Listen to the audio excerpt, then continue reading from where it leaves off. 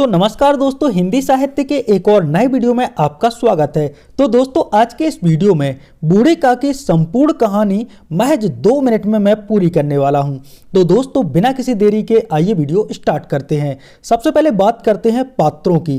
तो पात्रों में 4 ही 5 पात्र हैं। बूढ़ी काकी है जो कि विधवा है और भतीजे के नाम पर उन्होंने सारी संपत्ति कर दी है। बुद्धिराम है जो कि बूढ़ी काकी का भतीजा है और बूढ़ी काकी को एक प्रकार से ये डांटता है और उनका जो संताप रहता है उस पर कोई भी ध्यान नहीं देता है। रूपा रहती है जो कि बुद्धिराम की पत्नी है और सबका क्रोध रहता है ना एक प्रकार से बूढ़ी काकी पर ही उतार देती है और उनका अपमान भी कई बार करती है। लाडली है जो कि एकमात्र ऐसी पात्र है जो कि बूढ़ी काकी के साथ सहानुभूति करती है। और इनके 2 बेटे हैं, एक है मुखराम, एक छोटा बेटा है।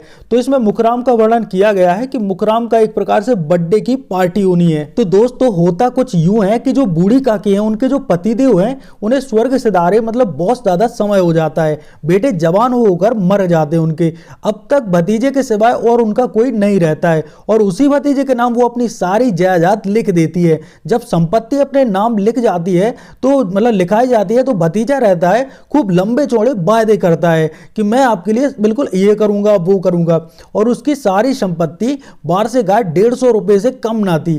पर फिर भी जो बूढ़ी काकी थी उसको पेट भर से भोजन नसीब नहीं होता था। अब एक दिन जो मुखराम है यानी कि बुद्धिराम और रूपा का बड़ा बेटा, इसका क्या होता है, तिलक का कार्यक्रम होता है। तो उस कार्यक्रम में बड़े बड़े पकवान बनते हैं, अच्छी तरह की मिठाइयां बनती है, कई प्रकार की चीजें बनती हैं और उन चीजों को देखकर बूढ़ी काकी वहां पर आ जाती है। तो पहली बार तो बूढ़ी काकी को सबसे पहले तो रूपा है वह पूरा क्रोध, जो सब लोगों का क्रोध रहता है वह सबका क्रोध बूढ़ी काकी पर उतार देती है और फिर वहां से बूढ़ी काकी को भगा देती है।